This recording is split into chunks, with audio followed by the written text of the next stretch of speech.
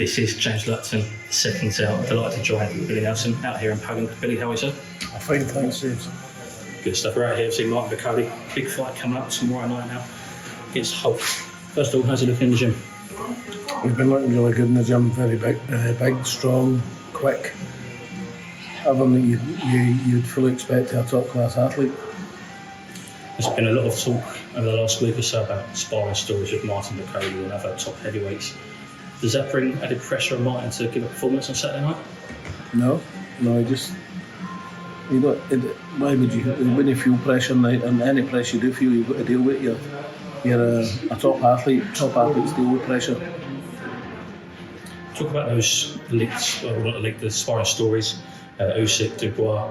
Let's talk with Martin stopping those guys in sparring. We know sparring is different from fighting, etc. That's just in the gym. But talk about those sessions. What happened? Stopped him. He stopped Usyk with a body shot. Stopped for about 2 or 3 minutes, and then he continued sparring with somebody else. And Daniel just stopped. Daniel broke his nose and stopped sparring. With getting a reputation like that, will that hinder Martin in getting top level elite sparring? No, because even if you don't have the, it's unlikely now that we'll ever spar maybe top 5 or 6 guys in the world, but you can bring in, there's plenty, there's more than 6 very, very good fighters in the world. Just bring them in, pay them good money and call it sparring. You've got to sharpen the tool somehow. You mentioned Saturday night fight coming out against Hulk, Ukrainian Olympian. Good level fighter, undefeated, 10-0, 9 knockouts. Does he pose any threat to Martin? Of course he does. He's got two hands like Martin. He's a decent fighter. But if Martin Bakole believes he is what he thinks he is, then he's got to take care of this guy and take care of business and beat him. Does Martin stop him this weekend?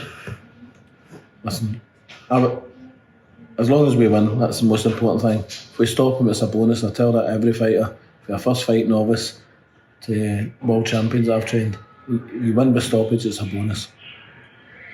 If he gets the win here, does that put him in a mix to face the likes of Dubois or Usyk, who are up there with the titles or the mandatory positions and are slightly higher ranked than Martin? Does that put him right in the mix for titles, whether it be next or by the end of this year? 100%. He's there now. He could fight with Daniel and beat him just now. He believes he'd fight Usyk and beat him now. But there's fights there like Joe Joyce, Zhang, Dylan White. Chazora's no how to fight Chazora now. He brings nothing to the table. All these guys, but none of them want to fight him. That was an issue. Well, just going to come on to that. How hard is it to match Martin with these top guys? Because he probably is high risk, low reward for anyone in the division. Well, I'll give you the phone number for the matchmaker. And the most common word that's used to me is rejected. Rejected it. So what can you do? Somebody will take it. So you mentioned Joe Joyce and Zhilei Zhang. You said they fought recently. Zhang coming out on top, beating Joe Joyce. Firstly, was that a shock to you? No, because I bet Zhang at 8-1 to stop him. I only done that after I realised that he was so light. Do you think that was the biggest issue for Joe Joyce, the weight he came in at? No, he was moving into a left hand, the straight left hand all the time, which is criminal against the southpaw. No head movement. And Zhang was a bit clever, but anybody's gave him credit for, because when he was throwing his own left hand, he was slipping to the right, avoiding the right. So he's a top fighter, Zhang. Did Joyce do anything different to normal? Because he does seem to like to take a shot to give a shot. Was that still the same Joe Joyce we've always seen? It's just somebody had the right game plan against him. Well, I've said for a long time, a big man that punches with fast hands will give Joe Joyce problems, because there's absolutely zero head movement. Now you can see that he's in his camp. He's been trying to do lateral movement, but he's just, with the fullest respect to Joe, he's just a big stiff man that's no got lateral movement. So it'd be better slip it, blocking punches and parrying punches rather than try and use lateral movement to avoid the punches. But that's just my take on it. If you was training Joe Joyce, would you advise him to take the immediate rematch? No. Why? He'll get beat again. So you mentioned with Martin, you'd like to put him in with Joe Joyce, or you could go with him right now. Would you like to take that fight? Is it still a appealing fight for your team? It's a good fight because Joe's got a good name in Britain. He's a very, very good fighter. We sparred him and they had some cracking spars. But what they don't know is Joe was in a process of fighting somebody, and Martin was 65% fit at the time. And he was sick at each and every single round because of something that he ate that upset his stomach before he went into spar. But people don't tell you these things, but I'll tell you the truth. It's not just Martin you've got in the gym, Zoltan Zalbeck, and you've got Lewis Crocker, who had a win last week as well. How are you enjoying the gym with these new guys coming as well? Oh, it's a breath of fresh air. You know, I've got a couple of novices as well. Kieran's 2-0, Ryan Clark, who's here supporting, Martin's 1-0, and Nicky Campbell came to my gym as well.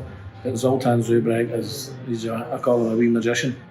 The talent that guy's got is unreal, and he's a big puncher. I'd love to fight to win a tomorrow night's fight in Wales between Cortina and Rakhimov. And Lewis Crocker, well, I've not held the pads for somebody to punch as hard as that, ever. Pound for pound, easily the hardest puncher. For the two of those guys you mentioned there, something's not quite happened for them just yet. We know the talent's there. We can see that it's evident in that when they fight. Why have they not been picked up by a big name from it? Why are they not getting the headlines now? Well, in Sultan's case, he's Kazakhstan. You know, he's Kazakhstani. I'd love. Well, he actually has been picked up, and that'll be announced shortly.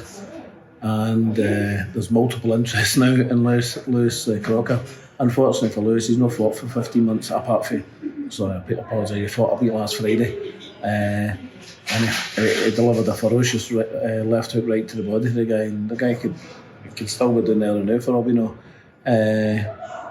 But he unfortunately was out for 17 months due to a rib injury, and a few fights fell through.